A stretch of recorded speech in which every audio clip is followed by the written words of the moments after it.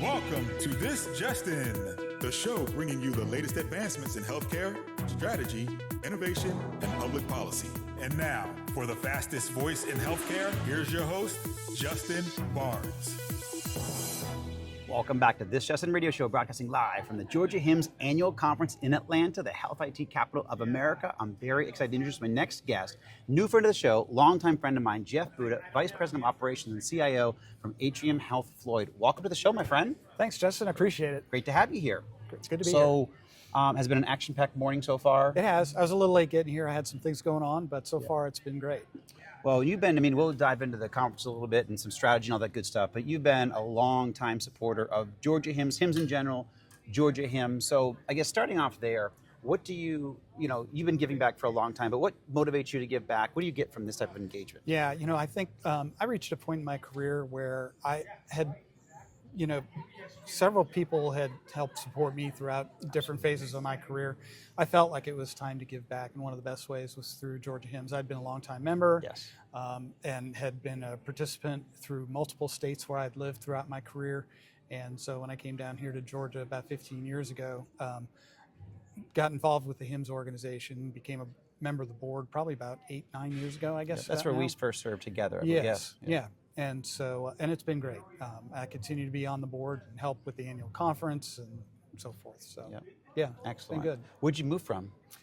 Most recently from Pennsylvania, from the Philly area. Yeah, sure. My wife and I both grew up in California as well, so we went from California to Philly to Georgia. Excellent. Yeah. Excellent. In Ackworth now? Yes, Ackworth. Very cool. So looking out over the industry, you guys have done some great things, obviously, with Atrium. Is that part of Advocate now, too? It is. Yeah, Advocate's the parent company. Atrium is the brand in the Southeast under the Advocate umbrella. That's it. And so we're part of the Atrium because we're in the Southeast. Absolutely. Okay. So you guys are part of a lot of progress then, certainly within that organization. Absolutely. What are you most excited from a progress standpoint in the industry of seeing and the advances that we're making finally in some areas? Interestingly enough, I was kind of a skeptic on AI. And I think there's something that happened probably about 4 or 5 years ago. I'm not quite sure what it was, but all of a sudden it became pretty real. Right. And Advocate's doing a lot with AI now, embedding it in, and we're watching, of course, working with our EMR partner and some of the things that they're doing. But we've got things like Microsoft Copilot spread throughout the organization. There's a lot of different things going on with AI. So I'm excited about what that brings.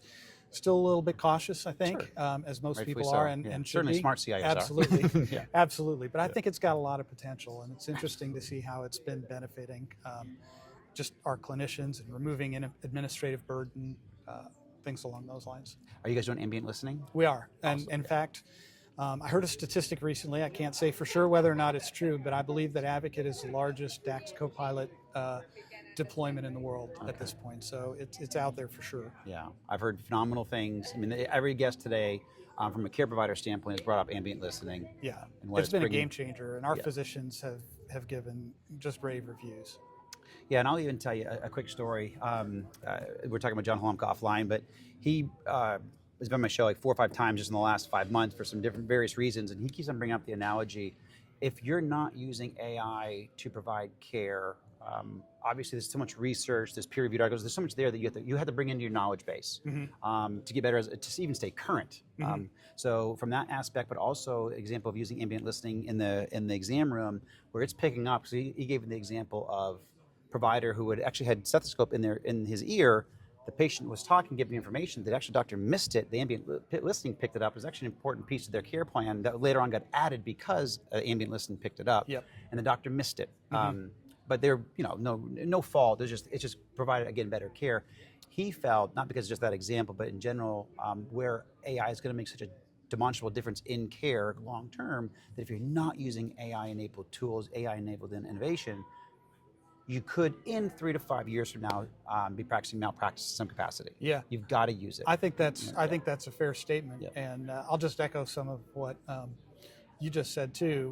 We had a recent deployment. We had several of the physicians come back and say, we feel like the ambient listening has made us better clinicians, just because of things that it picked up that they missed. The quality of the notes is more thorough and very efficient for them, of course.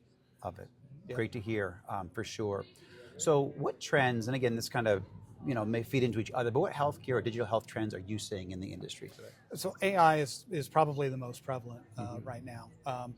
I think across Advocate, we're looking, and we're in a little bit different place just because of the size and scale of the organization. We're looking at just how do we gain efficiency from what we have, either using AI tools, as we were talking about, or just in consolidating on specialized systems and single systems across the enterprise, things along those lines. I think from an industry perspective, there's a lot of work that we're doing, and AI is a part of it, but around removing administrative burden for clinicians and trying to reduce clinician burnout. Absolutely. So those are some of the big ones. Not to put you on the spot, but how large is Advocate now? So we are approximately 65 hospitals, I think, today, about 165,000 employees. $30 billion organization, so pretty big. I think third largest not-for-profit in the country. It's impressive. As we're talking about, got some good friends there, great organization. So what are a few best practices when you look out, even to some of your peers, what would you share from best practices or strategies to help navigate what we're seeing out there in the industry? Yeah, how do you even research? I can tell you, how do you even research or go about some of these next steps? Yeah, great question. We've got a lot going on. We're such a large organization. We've got several different councils within our organization that communicate with one another. That's perfect. To really share information, hear what's going on, take some deep dives where we feel like there might be some advantage in some way, shape, or form. So those are some of the things that we're doing as an organization to really keep our ear to the ground, see what's going on out there. We're not... when we were an independent organization, we didn't have the luxury of being an early adopter or really on the bleeding edge of anything. With the scale of our organization now under the Advocate umbrella, we do have some people exploring some rather new and innovative and creative things, partnering with vendors on development opportunities as well to address specific challenges that we're seeing. So I guess a couple of follow-up questions here.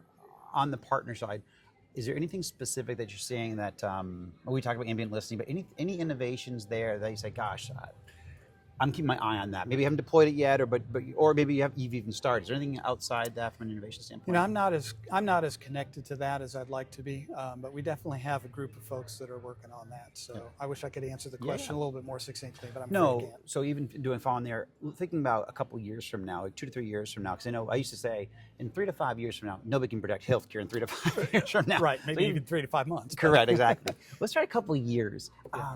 We obviously know we'll continue to see AI advance, and then even provide hopefully much better care and ROI for these organizations that are adopting it. Anything else out there we should keep an eye on, or think it's coming down the pike that could be interesting? One of the things I was thinking about on that on the AI front is I think as AI begins to mature and people begin to trust it a little bit more. I think that can actually lead to advancements in precision medicine. And so totally I'm interested to kind of see how that unfolds, or if that unfolds. But I think there's some potential there, and particularly if you can connect the AI model and loop in some social determinants information, you can have much more customized treatment plans that deal not only with patients' health conditions, but with their social and financial challenges as well. Absolutely, and you're spot on there. John's actually has been talking about that for a couple of years now. Going down, that's exactly the path that we're going down. So I hadn't read that he was talking about that. I was thinking, boy, I may sound really smart. You're on point there for sure, my friend.